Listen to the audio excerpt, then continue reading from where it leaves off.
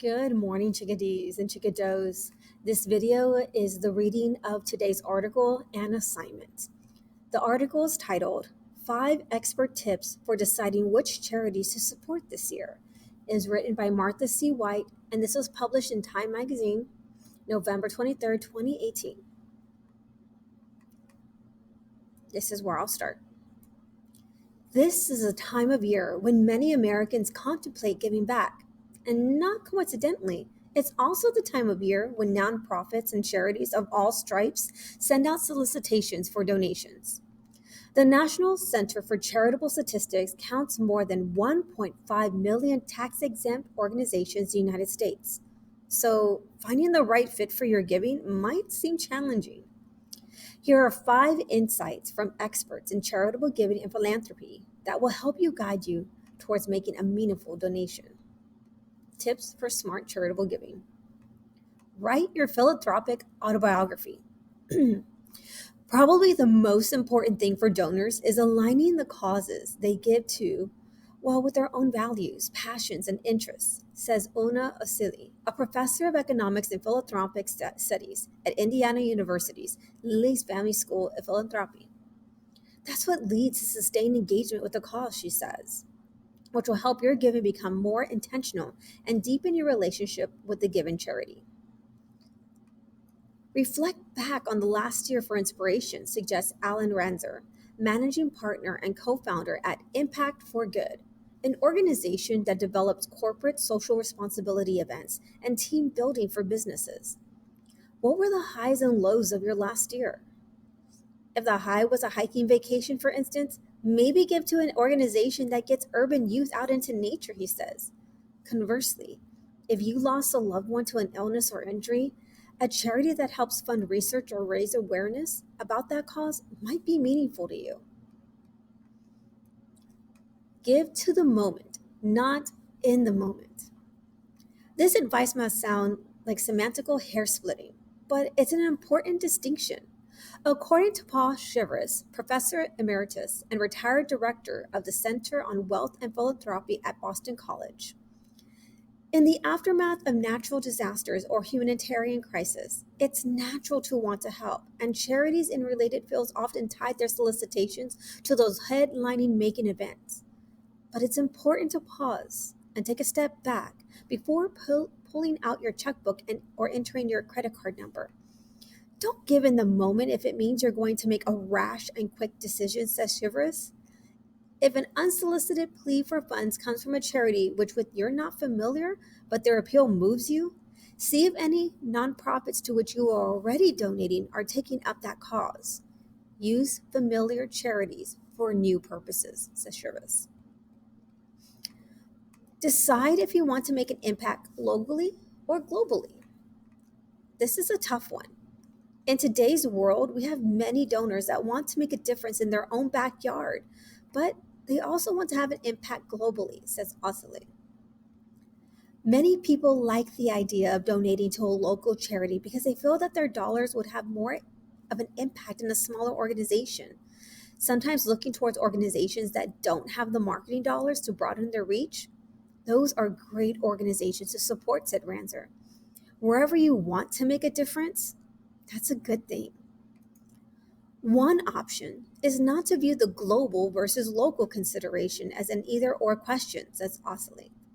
In some areas, especially the international arena, a smaller gift can go a long way in terms of bringing services to a poor community, she points out. Vet your charities. Before you open your wallet, make sure the charity to which you plan to give will use your donation wisely. There are a number of organizations that research charities' financial health and their commitment to transparency and accountability. Sites such as GuideStar.org, CharityNavigator.org, CharityWatch.org, and GiveWell.org are a good place to start if you're trying to decide on a charity to support, because they deliver quantitative evaluations of doing good. They do the legwork of combing through charities' tax filings and governance documents so that you don't have to, and present their findings in a straightforward and unbiased manner. You also can look to trusted institutions for guidance.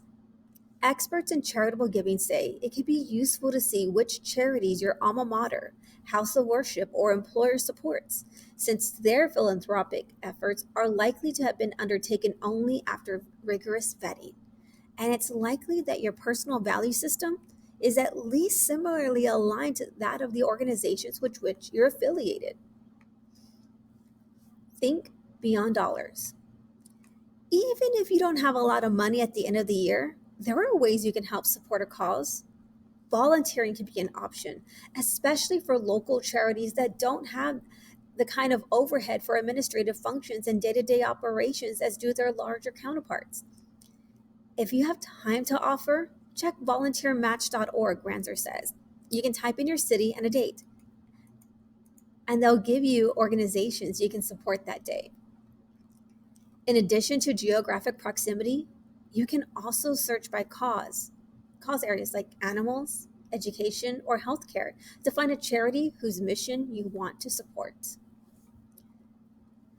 So, now using this information from the article about the 5 ways to strengthen your choice about which charities you're going to support and how you plan to support them, let's go ahead and fill out this graphic organizer. As you can see, we have those 3 areas to fill in, and each bullet indicates an idea present. So, first box to the left, my interests and values beliefs. What am I naturally interested in? So think about the 3 areas that you're interested in. It might be animals, it might be the outdoors, it might be reading, writing, the arts, music, dancing, athletics. Think about the 3 areas that you just really love. Like these are your hobbies. So for me, definitely is children. I love kids, I love babies, I love being around kids, and definitely probably a subset with that would be education. I love working in education. I love helping other kiddos. I love just being with the sense of reading and writing and growth and curiosity. And then maybe the third option, because I'm already thinking of a charity in mind, is health. I'm thinking of the health of others. I had so many besides everything going on with COVID. I've lost students to health issues, family members. I've lost them to other health issues. I have family members who are dealing with health issues. I have students who are dealing with health issues. So definitely mine would be children, education, and health. Next is answer, what do I believe about who needs help and why they need it? So again, this is totally subjective. This is totally based on how you think, what you believe, what you feel, what you think. So what do I believe about who needs help and why they need it? So tell me about your beliefs in the sense of, why do you want to help these people? Do you feel that they're at a disadvantage? Do you feel that maybe they're ignored? Do you think that there's just so many of them, that it's just an overwhelming burden, an issue, a problem, a situation that one person cannot handle, that it's going to take the multitude of people, the masses, to join together and help? So what do you believe about who needs help and why they need it? Do you feel that maybe they can't help themselves, which is why they're relying on us? Just give me 3 thoughts about your beliefs here. There's a column on the right, global versus local. So think about the benefits of global giving. This is charities that have an impact all over the world. Even if I focus on the nation, something that it's in America or a Europe or other country perspective. Like I'm thinking of the AACP, I believe is the one for the animals. All over the nation, they provide services and help for abused, abandoned animals, animals who are in danger. I'm thinking of St. Jude's.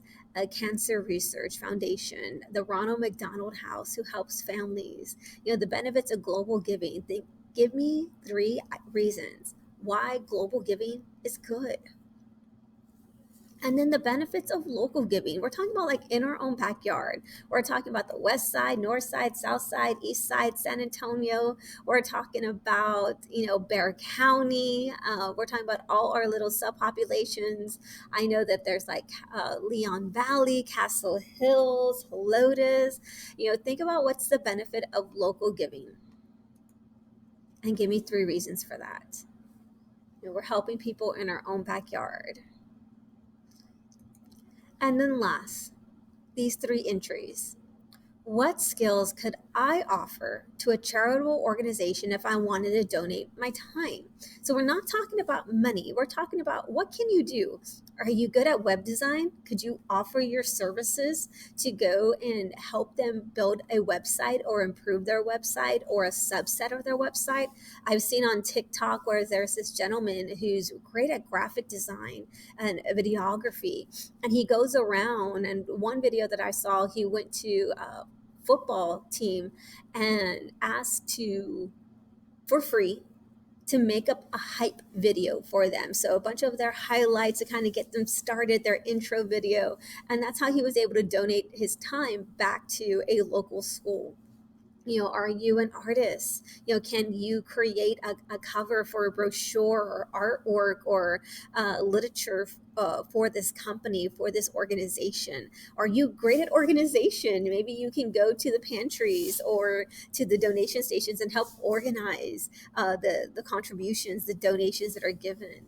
Um, do you like to read? Maybe you can volunteer your time to read books and get them recorded so that young kids can have access to these audios for when they're at home. I remember doing that in college. That was awesome. So just brainstorm. What are 3 skills that you have that you can offer for free in turn for a charitable organization?